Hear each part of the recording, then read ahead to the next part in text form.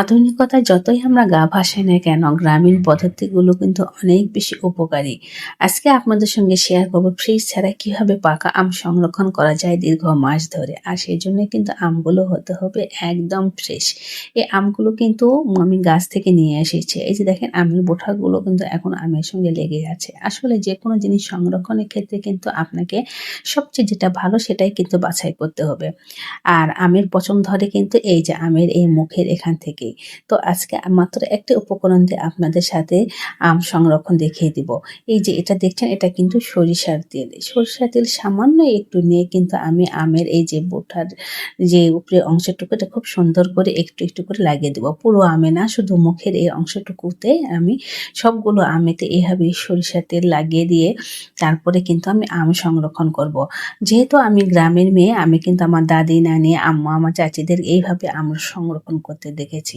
আসলে ওই সময়টাতে না গ্রামে ফ্রিজ ছিল না। তারা কিন্তু কখনোই ফ্রিজে সংরক্ষণ করতো না। বিভিন্ন গ্রামীণ পদ্ধতিতে তারা কিন্তু দীর্ঘ মাস ধরে এভাবে সংরক্ষণ করে জিনিস খেত। আর যেহেতু প্রচুর আমের গাছ ছিল আর আমও কিন্তু অনেক, তারা কিন্তু এভাবে আম সংরক্ষণ করে, করেই রেখে, রেখে খেত।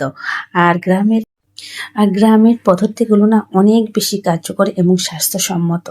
যতই আমরা ডিপ ফ্রিজে বা নর্মাল ফ্রিজে আম সংরক্ষণ করি না কেন, সেটা কিন্তু বের করে খেলে এত বেশি স্বাদ লাগে না এবং রং এবং স্বাদের কিন্তু হেরফের হয়। আর এভাবে যদি আপনি গ্রামীণ পদ্ধতিতে আম সংরক্ষণ করে রাখেন, তাহলে স্বাদ, রং, গন্ধ কোনোটার কিন্তু হেরফের হবে না। মনে হবে যে আপনি একদম ফ্রেশ যে টাটকা আম সেটাই খাচ্ছেন। তো সবগুলোতে কিন্তু আমি এভাবে সরিষার তেল লাগিয়ে তারপরে আমগুলো এই যে এরকম একটা ডালার মধ্যে খুব সুন্দর করে সাজিয়ে নেব। তো অবশ্য আমি আমার আম্মা দাদিদের তারা কিন্তু বাঁশের যে ডালাগুলো থাকতো সেগুলোতে কিন্তু এভাবে আম রেখে দিত। মানে অনেকগুলো ডালা ভর্তি তারা এভাবে আম খুব সুন্দর করে সাজিয়ে তারপরে একটা ঠান্ডা জাতীয় স্থানে রেখে দিত। আর আমি তাদেরকে দেখতাম তারা সবসময় কিন্তু ঘরে যে একটা মানে খাট থাকতো, খাটের নিচে এভাবে আম রেখে দিত। আর যখনই মন চাইতো সেখান থেকে বের করে খেত। তবে অবশ্যই কিন্তু এভাবে আম রাখলে আপনার নিম্নে ৩ থেকে ৪ মাস পর আপনি খেতে পারবেন। এই রকমের আম থাকবে, আম একদমই পচবে না, নষ্ট হবে না। তবে ওই যে একটা নিয়ম আপনাকে ফলো করতেই হবে, আমগুলো কিন্তু একদম ভালো মানের হতে হবে। মানে আমগুলো বাছাই আপনাকে খুব সুন্দর আম করতে হবে, যে কোনো রকম কোনো ড্রপ খাওয়া বা একটুখানি দাগ এই আমগুলো কিন্তু কখনো সংরক্ষণের জন্য সিলেক্ট করবেন না। তো আমি কিন্তু আমগুলো এভাবে সাজিয়ে তারপরে যে আমার যে বেডরুমে যে খাটের নিচে কিন্তু আমি রেখে দেবো। এই আমগুলো কিন্তু আমি মানে ৩ থেকে ৪ মাস পরে খাবো। আর যেহেতু আম কিন্তু এখন প্রায় একদমই শেষের দিকে, আমের দামটাও কিন্তু বেড়ে যাচ্ছে। এটাই কিন্তু সময় আম সংরক্ষণের।